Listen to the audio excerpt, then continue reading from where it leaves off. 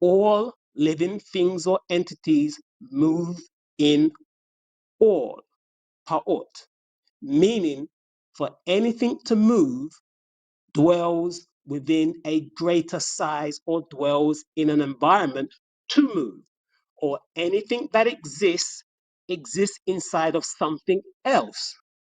So, entities, beings, motion, visible, invisible, exist within a whole, and that whole is the true and only absolute pa'ut, existence itself. The buck stops at pa'ut, all, which is omniverse, without need of space or movement. Nothing can be added to all, for where would you get it from? Because all is just that, all. Nothing exists outside of all, for where would you get it from? And nothing can be taken away from all, because taking away or elimination is an action in all, as all actions takes place within all pa'ut, existence itself. Understandably and unmistakably, my teacher, Dr. Malachi Z. York, is the only soul able to explain the difference between the universe, pre-universe, and God and his existence as a part of all and not all, neither the all. So over the ages, great confusion amongst religious scholars and philosophers have arisen on God's existence. How did this come about? This mainly arose from the ultimate and simple question: who created God? In the religion of Islam, Islamic scholars can be seen to be misleading, misled, and very confused on this matter, whereby men, scholarly men, not prophets, just mere men, schooled in Islam, posing as Allah, writing as if they are Allah, as if it is God's words, used scriptures and associated books that they claim are authentic to fabricate writings to make their God, their Allah, superior to all others by making statements that are not attributes of Allah subhanahu wa ta'ala, but attributes to all and the all. However, they did not realize they were confusing the uncreated as they are now. They are confusing the uncreated with the created, calling the created uncreated. Let me explain. One, nothing that is alive or exists alone, because that entity dwells in a form of space big enough for him or he to dwell within. And he is smaller than that space, but fitting into a previous space that he existed in. So that environment either existed before Allah, or Allah is the environment. Which is it? Let me explain. Allah is said to have created the seven heavens. Okay. When you created heaven one, where was you? You was in a place. Was that place there before you, or did you create that place? Because no matter how you go and you step up to each place, meaning you created heaven one, heaven two, level three, heaven four, heaven five, heaven six, the seven heavens. Well, when you created any of these heavens, you were always in a place that existed before you created that heaven. So, how can you be alone when the very space is there and you're interacting that space, meaning I am creating heaven, but I'm in a space creating heaven, meaning I am creating level 7, heaven. Where am I? I'm in a form of space that existed before me.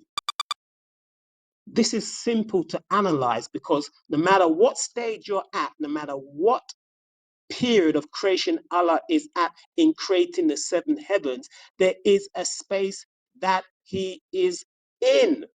This means the space existed before Him, or He is that space. Which is it? They would have to admit Allah is not the environment, because if He was, that means He'll be a part of waste of that space and waste material. He's always inside of another environment before He creates a next environment. That environment was previously there. They proudly claim that Allah is distinct and separate from His creation. This is another of their boldest and greatest claims that you're meant to be in awe of. In actuality, it is incongruous and unreasonably unintelligent under close scrutiny to make this claim, to make your God seem special by saying He is distinct, He's different, nothing is like Him. So, a role play we will do and examine that reveals this bright flaw. So, you are alone and apart from your creation, and unlike your creation. Okay, your creation mainly are atoms. But if you're alone, where did you reach out and get those parts from? Those parts of the atom. Where did you get them from? Because remember, you are distinct and separate from your creation. Your creation, according to Islam, that brought about the universe, the suns, the animals, and the humans into existence. No matter how you slice the dairy-free, sugar-free cake, the parts, the tools were within your reach. And if they were in your reach, then you touched it or you fought it into existence. No matter how you slice the dairy free cake or the sugar free cake, your thoughts in its most subtle form or seemingly undetectable form still exist within that creation. So anything you create is a part of you because your thoughts are still there. Your touch is still there. It was not outside of your reach. It was within your vicinity to touch the parts that became the parts that you use to creation. So you cannot make the claim that you are separate from your creation when every part of the creation is you because you touched it, because your thoughts went into it. So at no time is there God Allah alone. He dwells in space, with space. You're not alone. Space is there. And at no time is He truly separate from His creation because His thoughts dwell in each atom and each light wave. So in order to make their God higher, men try to create statements to make their Allah look special over other gods, namely Jesus of the Christians and Yahweh of the Jews. And in the process, made these intellectual mistakes, even going as far as saying anyone who comes up with the question who created Allah is possessed by Satan. This is in their hadiths.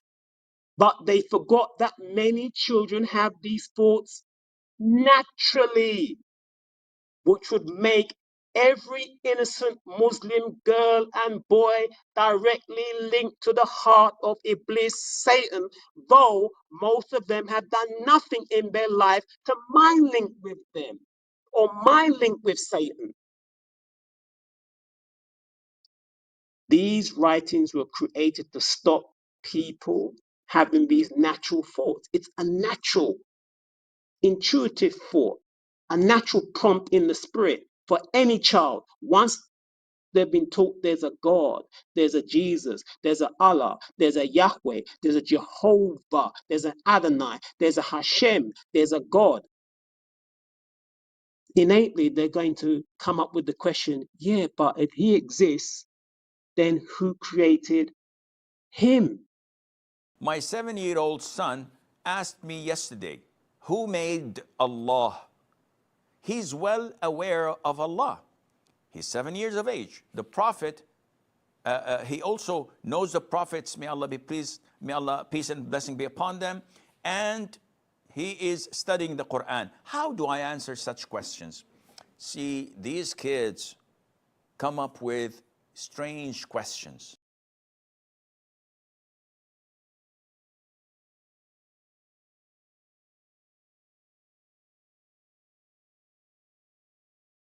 Islamic scholars made that hadith up, fabricated this writing, and forgot that children naturally come up with that question.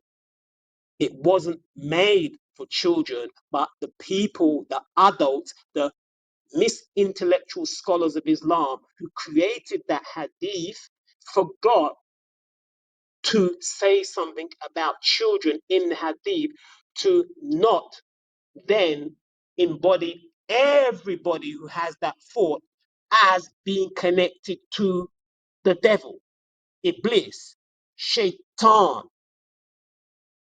And by not writing something about the children in hadith to exclude them, then those children who think and have thought and have said to their parents or guardian who created Allah, that child is linked to Satan according to your own writing.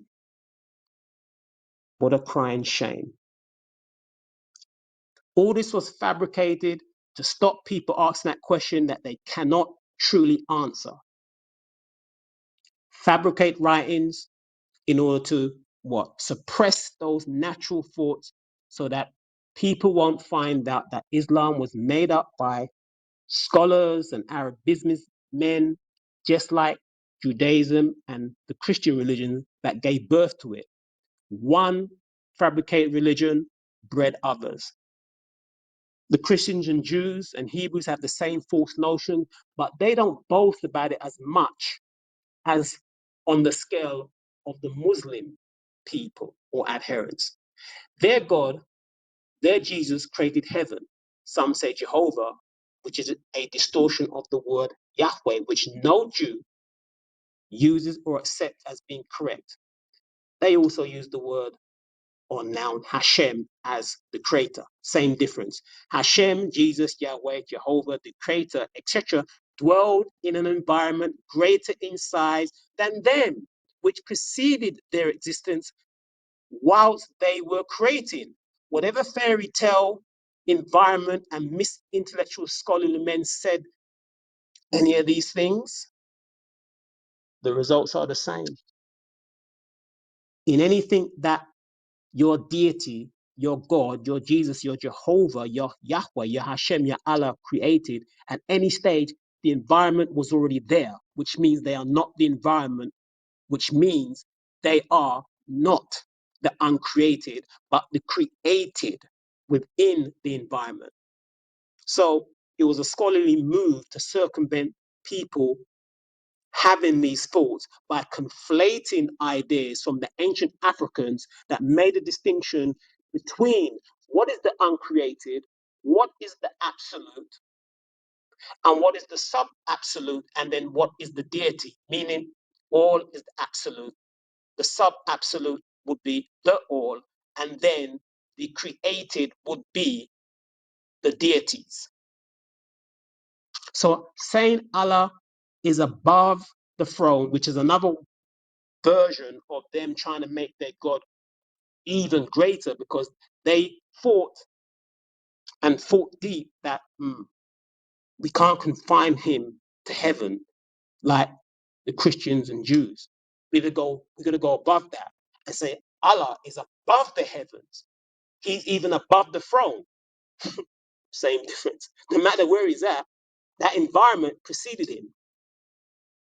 So, not knowing the ancient African mysteries of the universe from Kemet, falsely called Egypt, and the first race people and the masters that taught the distinctions between the uncreated and the created, these earliest and foremost masters, their knowledge were misconstrued, and now this knowledge has been conflated, confused the world, and all religions and their scholars have confused themselves between the existence that has no creation and the creation that was created within the existence.